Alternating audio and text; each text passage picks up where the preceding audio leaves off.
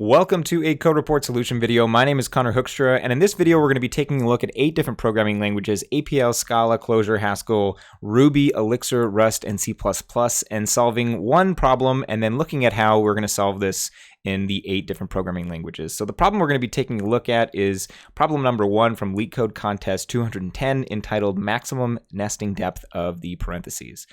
Now note, this is the problem statement. You can pause the video and read it if you would like, but it is rather long-winded and a little bit difficult to parse, and the problem is actually pretty straightforward, so it's easier to understand it, in my opinion, if we just skip straight to an example and I walk you through that. So this question is giving you as input a string of left parentheses, right parentheses, and then a bunch of alphanumeric plus sort of mathematic symbols that represent some sort of nested mathematical expression.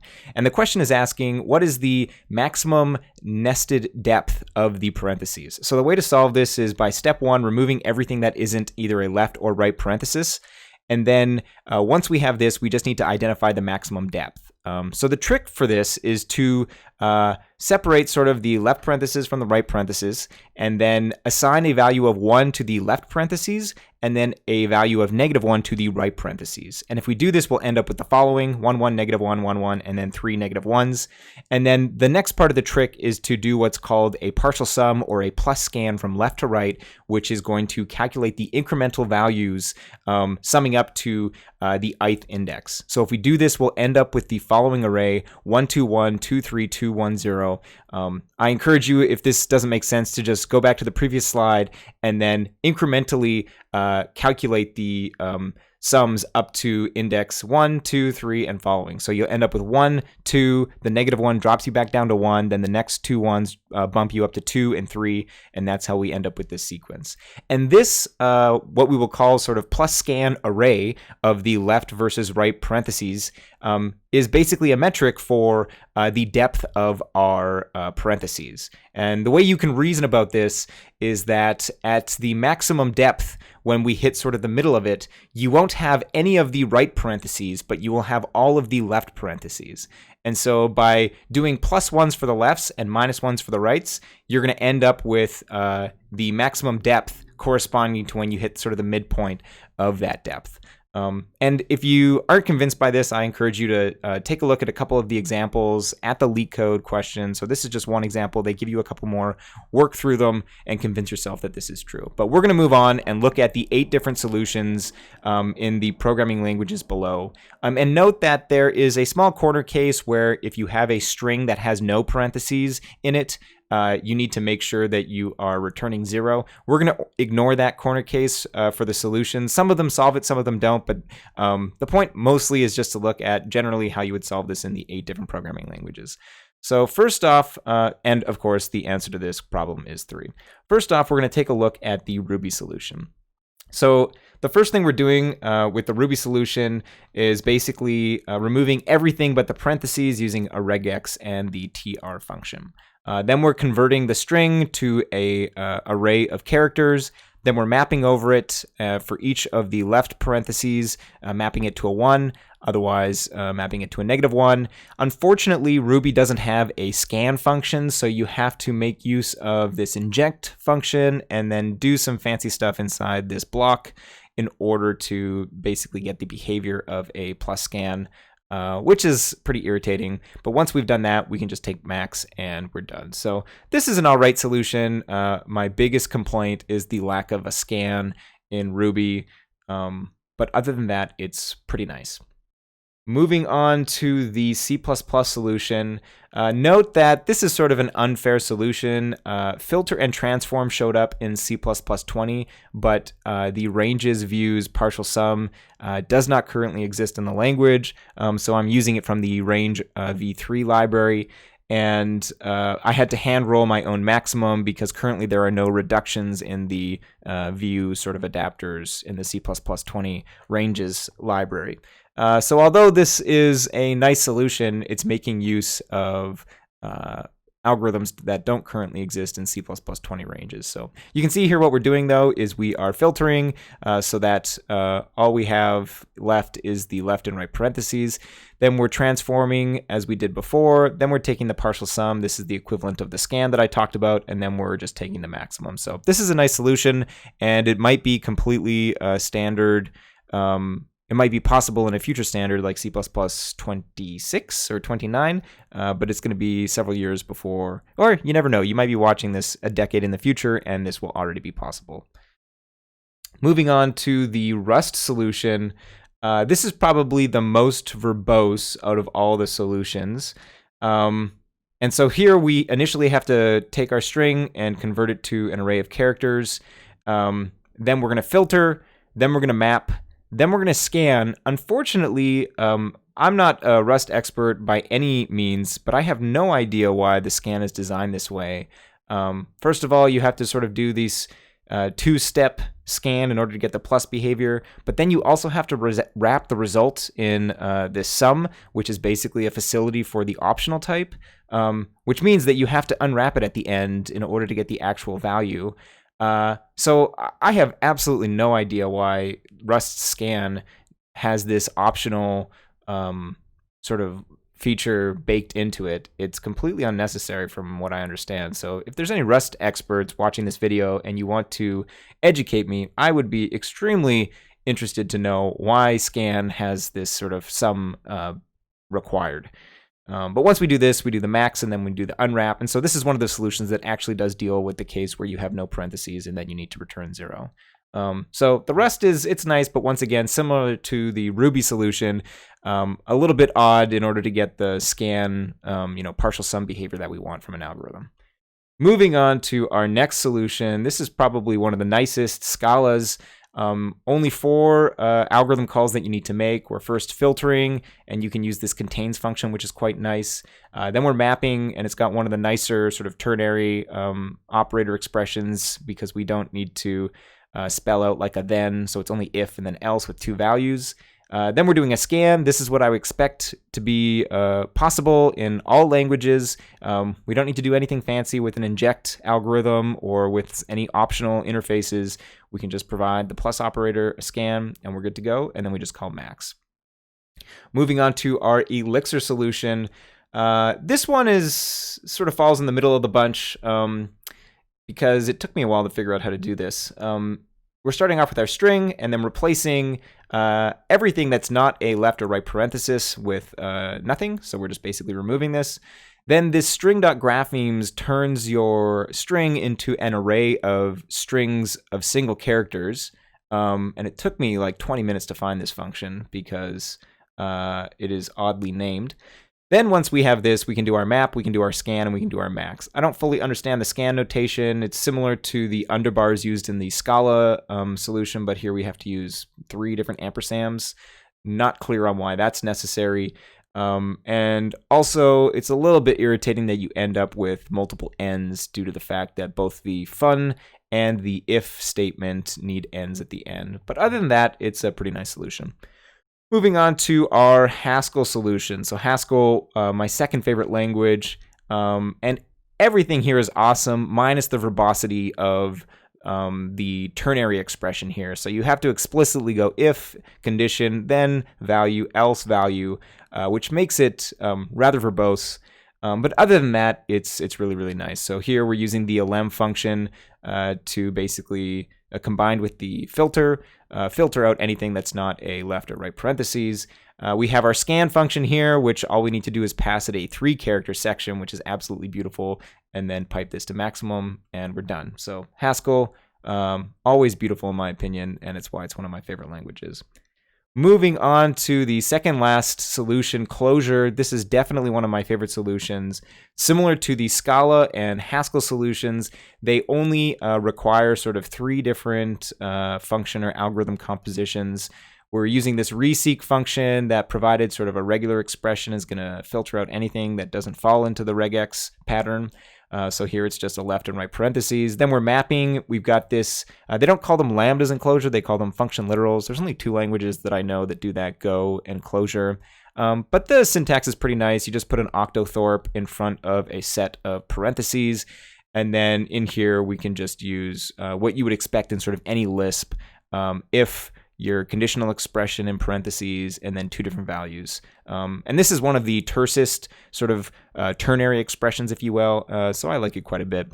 Then we have our scan, which very oddly is called reductions in Clojure, and we just pass it the plus operator, which is quite nice. And then we can do our max by just applying max to all of the values from the previous expressions that have been calculated.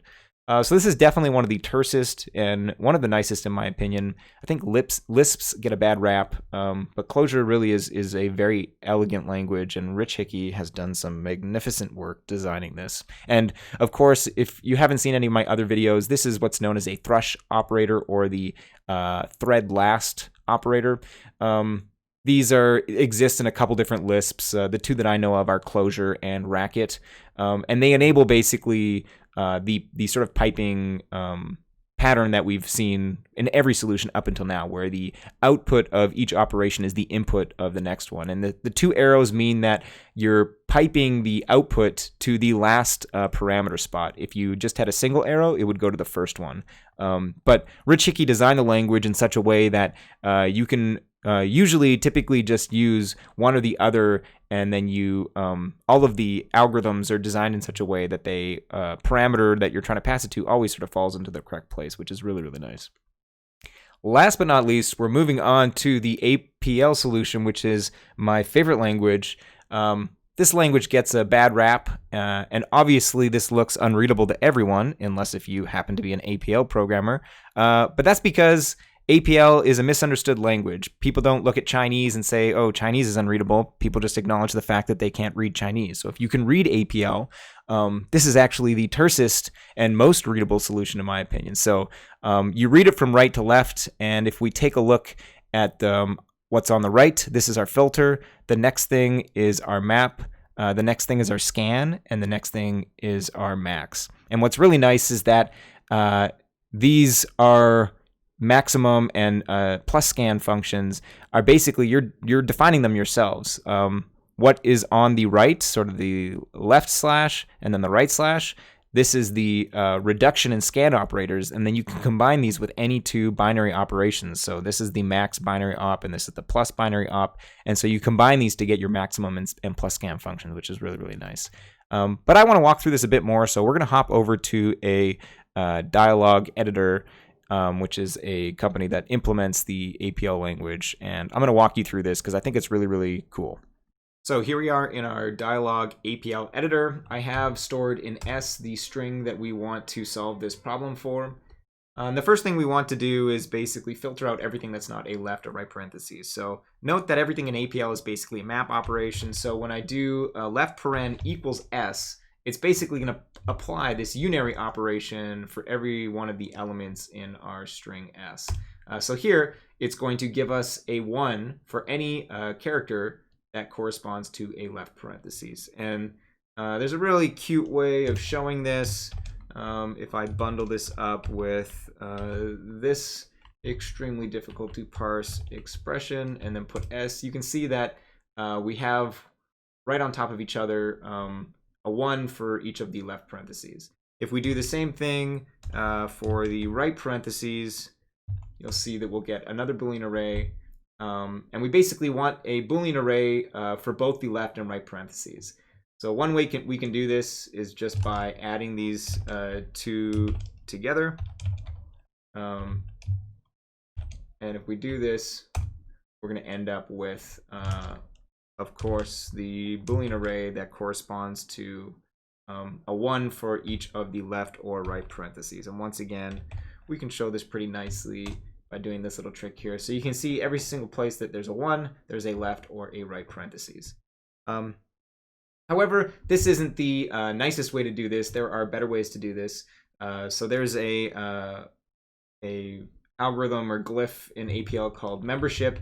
And basically, if you provide it a string, it'll give you the equivalent of what we just did.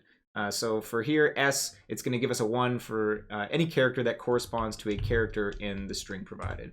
So here we have this, and now we can combine this with our filter glyph, which is called compress in APL. So basically, if you provide a Boolean array on the left for the left argument, and then we have our compress glyph, and then you give it a same length array on the right, it'll filter out anything that doesn't correspond to a 1. So when we do this, we're left with just the parentheses. Fantastic. So at this point, we need to convert all of the left parentheses to a 1 and right parentheses to a -1. So the first and easiest way to do this, we can just treat this as our Boolean array. So this takes care of the left parentheses. But how do we get the right parentheses? Well, one way would be to copy and paste this, do the right parentheses here, and then add them together. But at that point, it's going to be getting pretty verbose. And there's an easier way to do this. So if we take, once again, this 1s and 0s, we can easily take the complement of this, which returns everything that's a 1 to a 0 and everything that's a 0 to a 1. And then if we had a nice way of adding these together in a succinct way, we would end up with the result, or subtracting these from each other. So if you, how can we do this? If we call this A and this B, and then we put these on top of each other, and then I can show you that if we basically subtract column-wise A from B, you end up with the 1s and -1s that we want. However, I want to do this in a single line, which is what I showed you before. So the way to get around this is by using something called a fork or an S combinator, which I'm not going to get into the details of what it means, but basically you put A, B, and C in parentheses and a single argument on the right.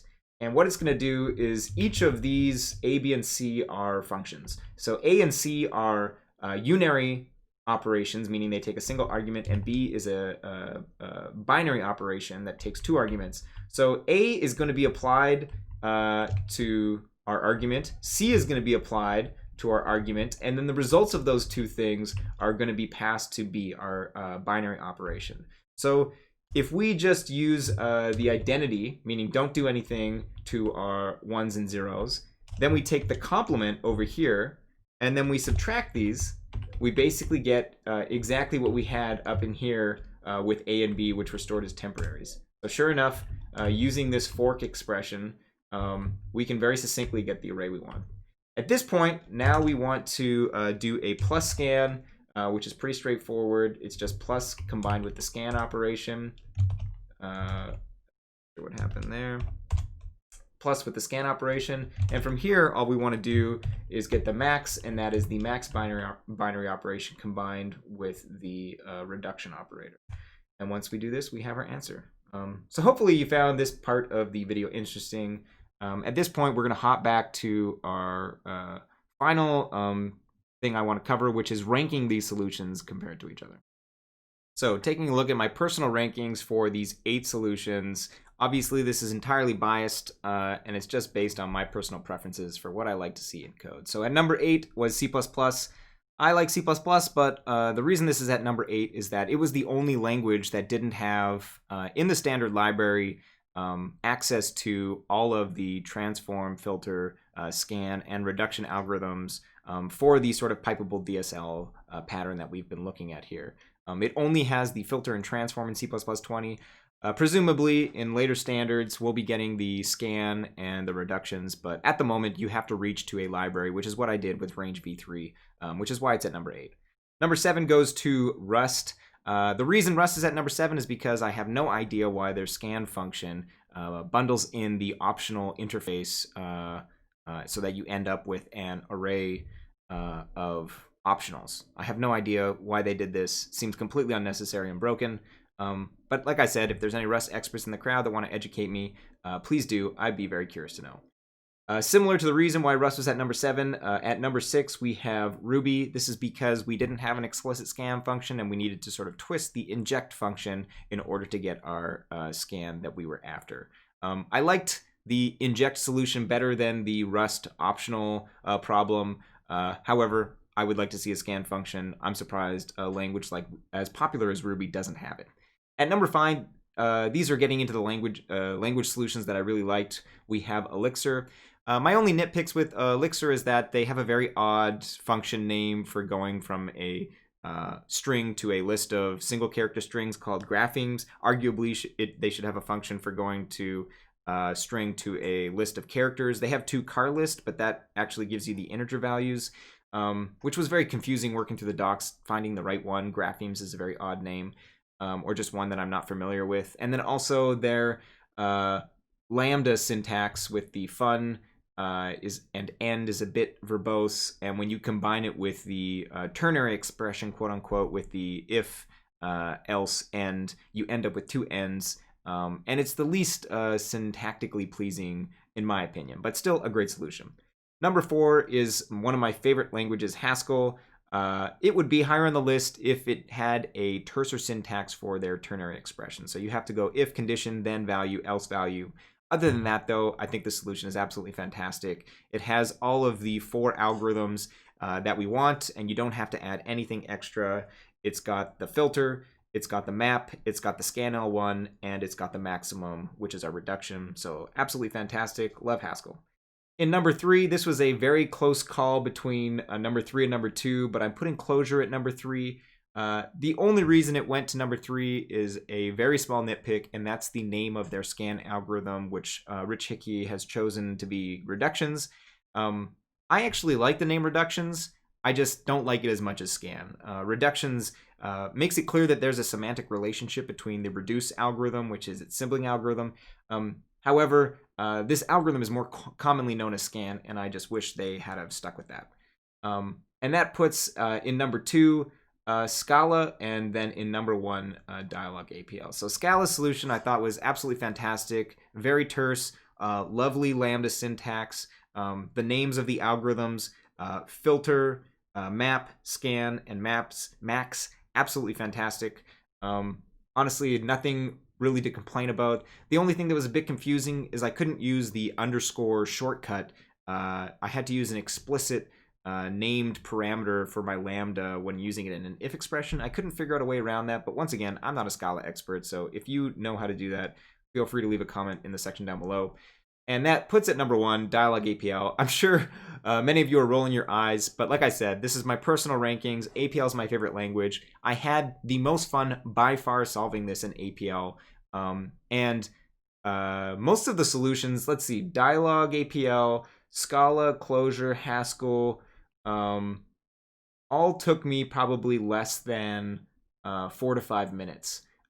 Ruby also took me a very short amount of time, but that's because I've run into the scan/inject problem, so I was able to solve that quite quickly as well. But if it had been the first time I ran into that, it probably would have taken me 30 minutes. Elixir, Rust, and C++. C++ I did quite quickly, but I did have to hand roll my own maximum function and pull in the range v3 library, so that wasn't great. But Rust and Elixir by far took me the long to figure out. Elixir because I couldn't find the graphemes function, and Rust because it took me forever to figure out what I was doing wrong, and it was that I wasn't understanding that I was getting an array of optionals. So the point being is that I prefer languages that I can get to solutions quickly in, and obviously that is affected by how much experience I have in the language, but I have very, very little experience in Scala. It's not in my top 5 programming languages. I've written very little Scala code, and I was able to crack that one out in like 3 minutes flat. Whereas Clojure, Haskell, and Dialog, I have quite a bit of experience in. So anyways, it's my biased preferences. I hope you enjoyed this video. I know it went a bit longer. If you want to see more videos like this where I'm stepping into different languages and giving you my personal preferences and why I prefer one language or another, make sure to hit that like button and subscribe if you want to see more videos in the future. Thanks for watching, and I'll see you in the next video.